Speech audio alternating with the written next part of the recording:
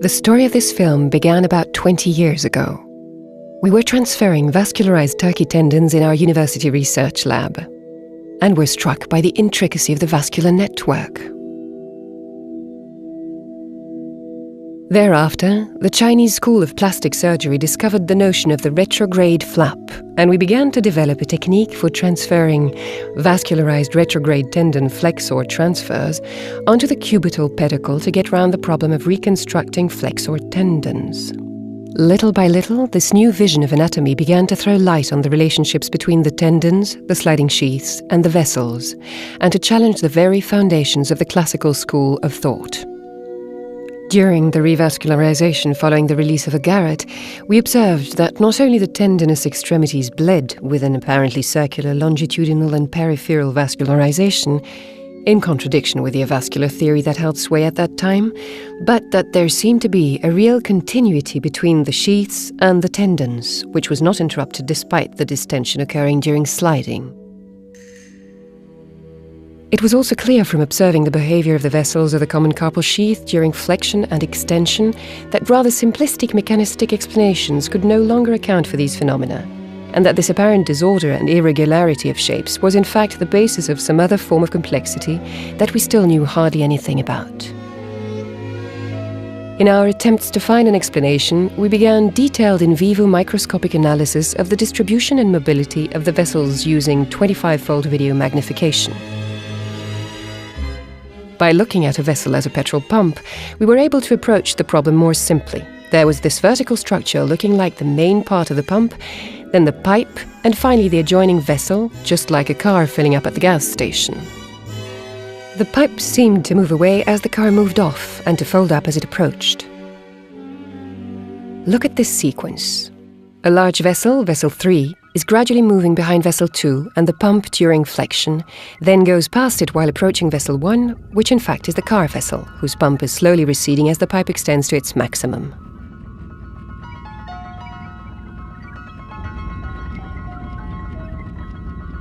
Finally, vessel 3 has overtaken vessel 2 and has closed on vessel 1, which itself has receded from vessel 2. So several forms of speed and progression seem to exist in homogeneous living matter. Due to the influence of reductionist linear thinking, the only rational explanation used to be that vascular structures were reinforced by several coaxial layers of connective tissue, the closest to the tendon moving the fastest and the furthest away moving the slowest. However, that view of annular layers sliding together needed the existence of a hierarchical histological distribution to stand up to scrutiny. Yet in vivo observation made the notion unacceptable.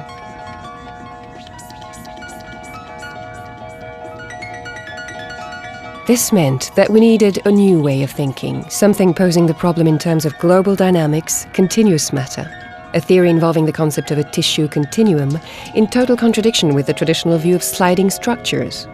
Briefly, the notion of stratification and virtual space.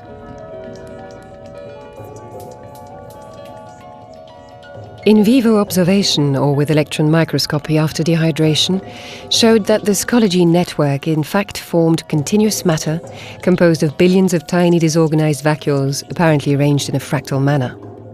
It was pseudo-polygonal, but with a very special dynamic forming of volume of glycolichen, whose surrounding was composed of type 1, 3, 4 or 6 collagen fibers of considerably different sizes, according to their anatomical location and the role they had to perform. In this chaotic, haphazard world, there was absolutely no geometric regularity, no linearity, just fractal chaos. This system is customarily known as the connective or areolar tissue, but we called it the multimicrovascular collagenic absorbing system.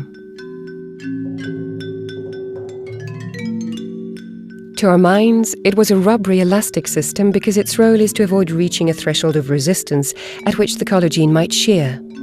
It has to allow the tendon to move freely without transferring the movement to the surrounding structures. It also struck us that the biomechanical behavior of this shock-absorbing system could be accounted for by the theory of drawers.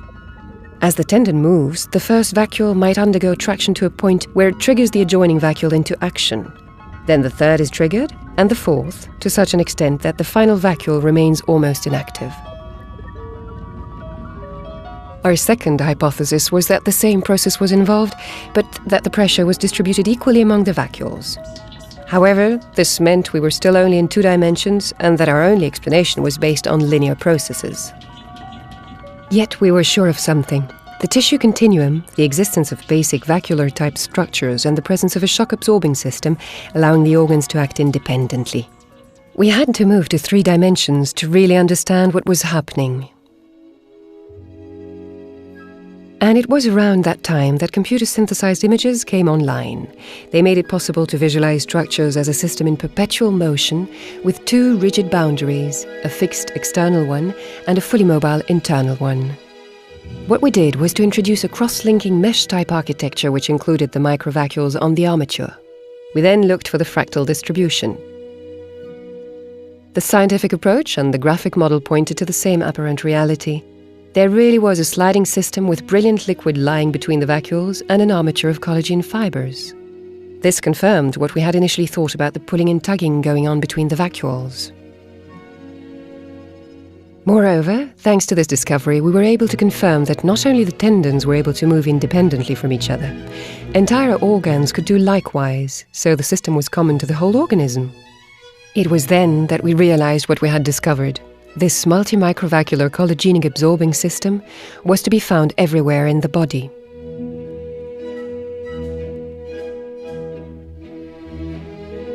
This sliding tissue is to be found in every nook and cranny of our organism, in other tendons like the extensors, in the abdominal wall near the rectus abdominis muscle, in contact with the thorax near the latissimus dorsi muscle, in the retroconjunctival groove of the eye, and so on. Indeed, it would seem that this tissue serves to anchor the muscles and tendons and could even be their primary constituent material. Even structures not called upon to move as such, nerves and the periosteum, are composed of this tissue fiber, but with differences in their arrangement and size.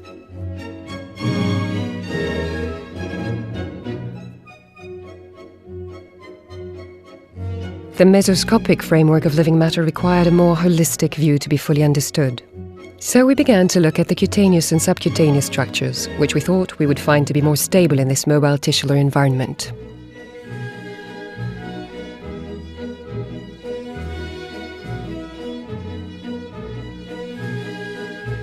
By its structure and its role of enclosing the other sensory organs, the skin is more than just an organ. It's a set of organs which is anatomically, physiologically, culturally, and psychically complex.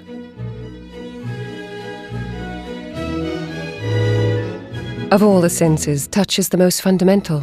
You can survive without smelling, seeing, or tasting, but not without touching. The skin permanently relays information. It never shuts down, blocks up, or sleeps.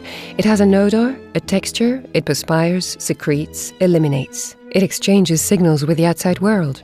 Thanks to the skin, the body's surface is as much a machine for communication as a protective barrier.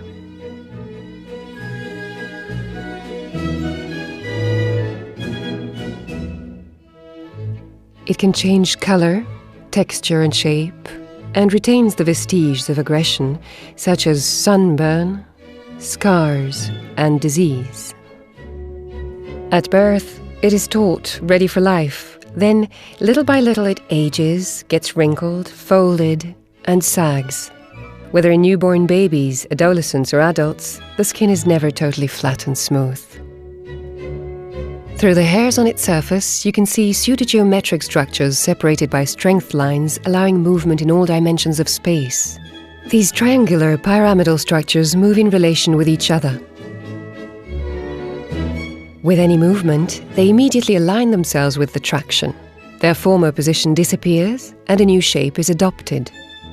Then, as if by memory, they return to their initial position.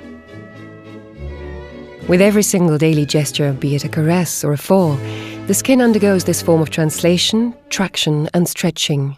Yet, with the exception of open wounds, it returns to its initial position. Of course, this movement has been known since time immemorial. It's called elasticity.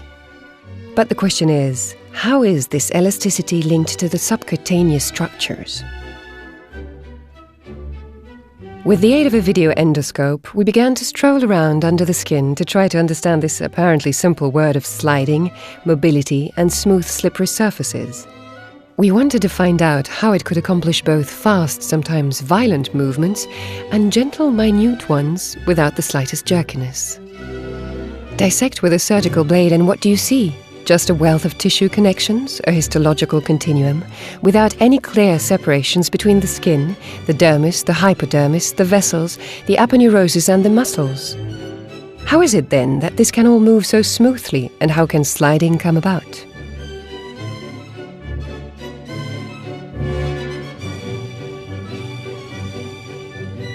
When you look closer, you can see that just below the dermis and hypodermis, there's a highly mobile tissue encompassing everything else and penetrating what is known as the undermined plane. When this tissue is tracted upward, you get a surprise. Curious movements occur due to the bursting of vacuoles at atmospheric pressure, demonstrating the existence of hydraulic systems under different levels of pressure.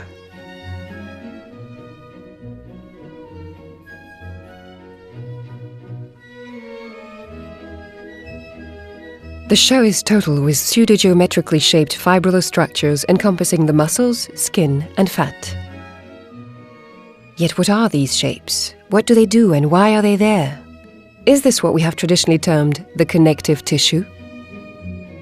Let's now delve into this world of fibrils. Initial scrutiny reveals basically two types of structure. Some are quite wide, with edges like knives and diaphanous surfaces. These surfaces are made of glycoproteinous derivatives. Others resemble longitudinal fibrils, which may be fine, long or short, swollen or cylindrical. At first sight, they look alike. But look closer, and you can see tremendous diversity. Birds' plumage, reed stems, bundles of rushes, ears of wheat whose resistance to traction is considerable, ropes, rigging, harnesses, with rings that reinforce the solidity like an articulated bamboo stem, transparent sails, dewdrops. Travel along these pearly structures, and you notice the same fractal arrangement everywhere. Large fibrils endlessly punctuated by other smaller ones. The tissue continuum is total, the marriage homogeneous, and the arrangement completely fractal. A world of fibrillar chaos.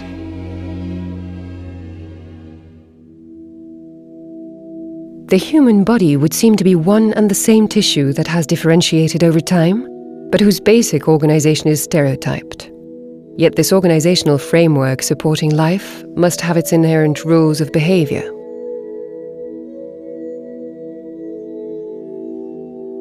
How are these structures organized? How do they resorb and move, and what role do they play?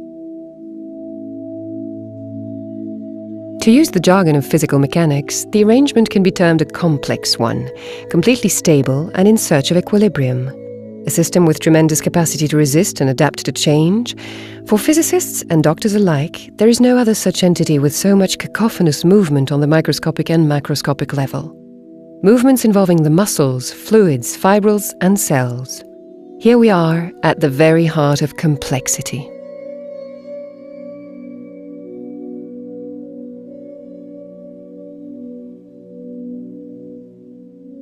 A Capernaum of collagen bathed in glycolicin with reservoirs of fatty microglobules storing energy, information, and matter. A communications network for exchanging energy, matter, and information between the component parts of the system and the various reservoirs by way of a torrent of blood rushing between the nerves, veins, arteries, and cells. Some mechanisms are still poorly understood, such as the fluctuations in pressure, visible in these images of the movement of drops within a filament that is clearly hollow.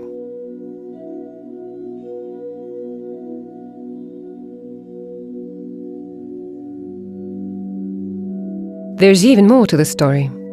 Within this global network encompassed by the skin, you also have valves able to increase or decrease the flow of information in terms of intensity and speed.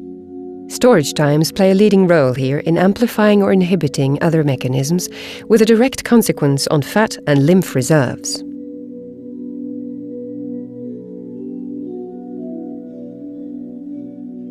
This multi-microvacuolar system, which at first sight seemed chaotic and complex, is therefore a set of elements with a large number of nonlinear interconnections and arranged with a universal aim in mind: to promote life, to subdivide, to multiply according to preordained criteria such as the level of oxygen, the temperature of the body, and the composition of the plasma. This internal state of equilibrium must be maintained at all cost. Yet this internal equilibrium comprises another essential aspect: the maintenance of the structural equilibrium in terms of mechanical stability and not in terms of flows or transmitters.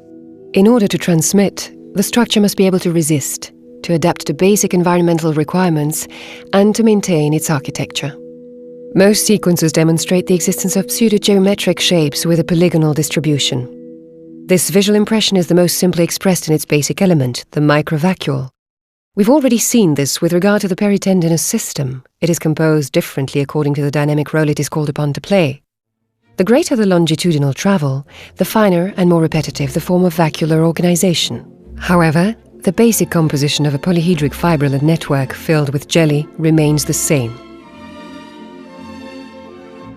The bottom line is that the network must ensure its own total movement without disturbing anything else around it. The dynamic has to be absolute and the shock absorption immaculate. These two apparently conflicting roles must also be accompanied by the spring-back memory function, while saving on energy and heat expenditure. The rheologic equation, that is, the local relationship between stress and deformation, could be thought of in terms of rubber-like elastic behavior, as suggested by the collagen fibers, which cannot stretch indefinitely. Another school of thought has it that there could be a mechanism based on fluctuating ion concentrations. The issue is still open, but we believe that the key lies in the notion of combined transmitted stress.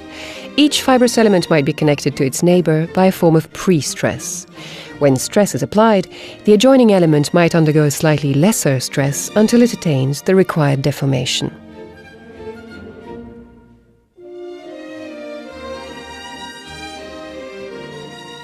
However, these sequences of interlacing, intertwining fibrillar structures created by the repetition of movements within other movements cannot be accounted for by standard reasoning.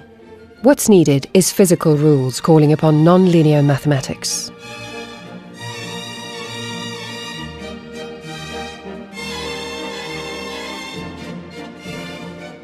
To approach these mechanical phenomena, we looked at the theories of chaos, fractal distributions, and their relationships with traditional science.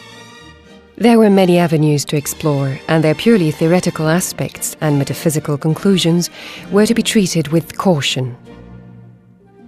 Since that time, several scientific articles have discussed the notion of tensegrity. This concept of tensegrity undoubtedly threw light on our understanding of how organs slide together. The Americans Buckminster Fuller, an architect, and Kenneth Nelson, a sculptor, both worked on macroscopic structures and designed buildings and sculptures with common characteristics. The basic concept is that the forces applied are transmitted to all the elements of a structure composed of long articulated girders linked by pre-stressed elastic cables already under tension. The principle is an architectural system in which the structures are stabilized by an equilibrium between the opposing forces of compression and tension, thereby allowing shape, solidity, multidirectional movement and independence from gravity to be conserved.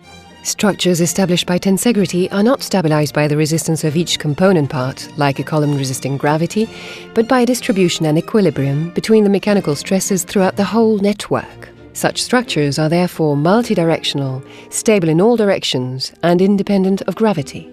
These forces stabilize the structure through their equilibrium. But most importantly, all the forces are subjected to all the structural elements, with the result that the slightest increase in tension on any one of the elements is transmitted to all the others, even those the furthest away.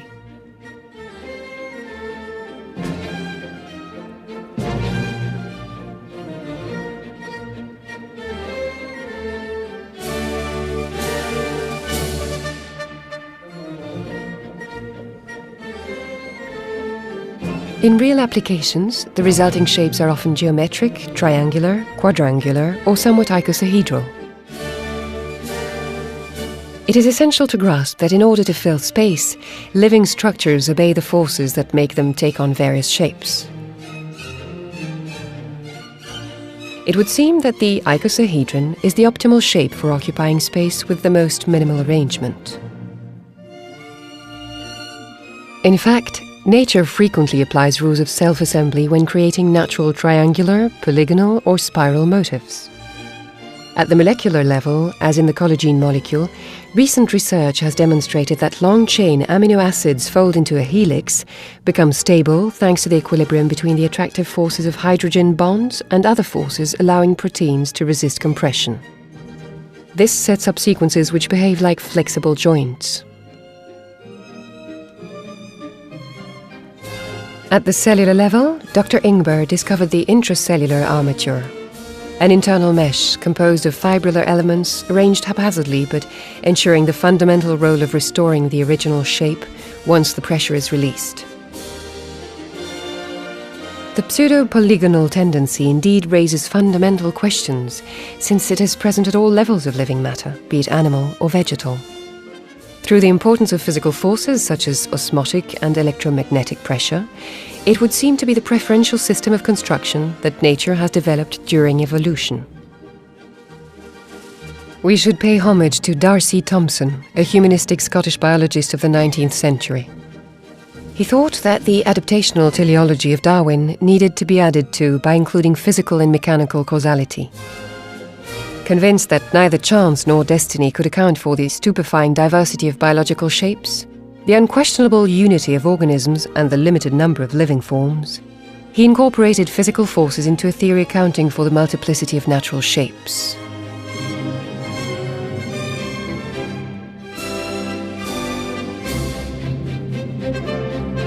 Intuitively, he hit on the idea that the forces that shape life resemble each other.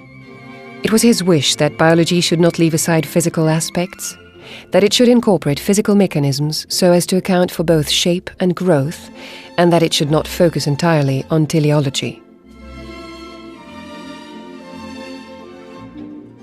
We began to wonder whether all these triangular, rectangular, and polyhedral shapes that we were filming might not be part and parcel of the icosahedron, the basis of tensegrity, which so closely resembles a three-dimensional vacuole.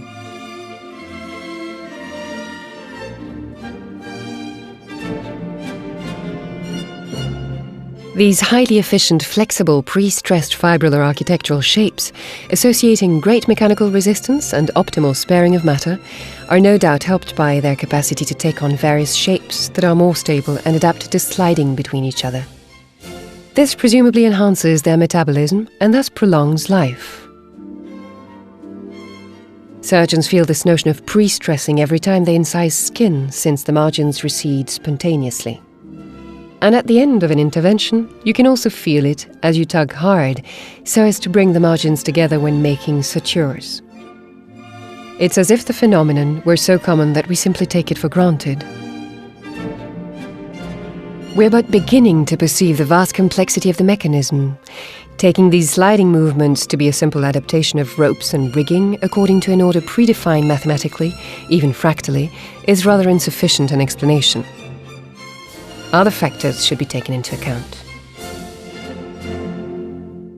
First, it would seem that the fibers intrinsically possess the ability to distend or retract thanks to their arrangement. Closer scrutiny reveals that ringed superpositions between the fibers become distended just before the overall movement ensues. This could be the first stage, a form of preparation before the request to move is dealt with.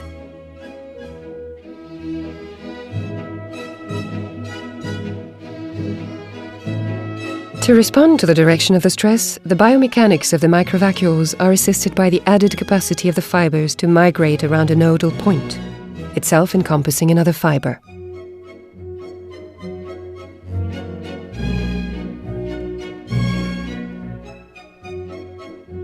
Finally, collagen 4 and 6 seem to be able to shear off and reform as if nothing had happened. They also seem to be able to dissociate into several parts, just like the hydra-headed monster of mythology, meeting any and every request to morph mechanically in space.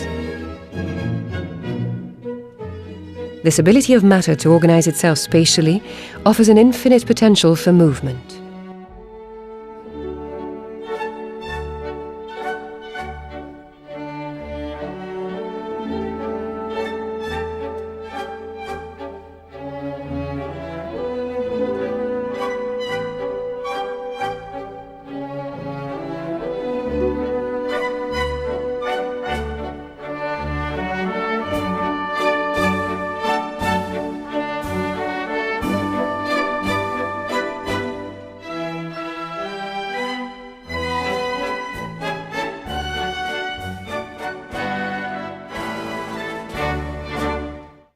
However, the collagen armature is only one player in this choreography.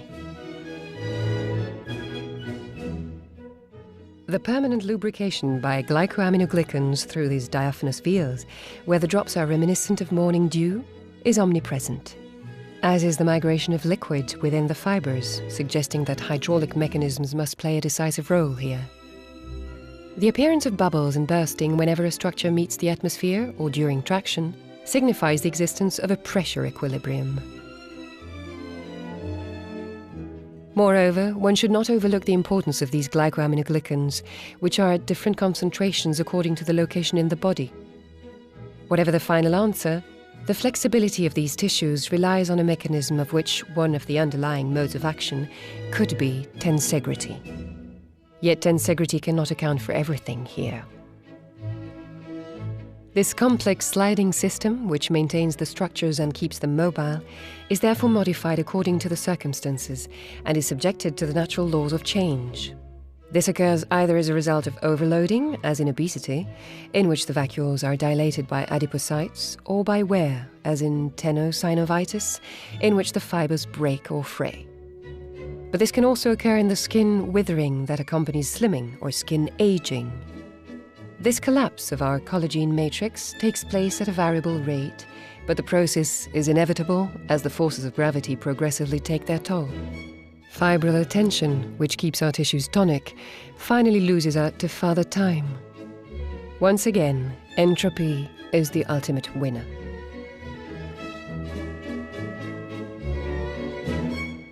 Whatever the final story, understanding the mechanical and biomolecular characteristics of this flexible tissue of communication will one day allow us to apprehend the full meaning of the healing process, to reconstruct living structures, and perhaps, who knows, to satisfy man's eternal dream, to slow down the effects of time.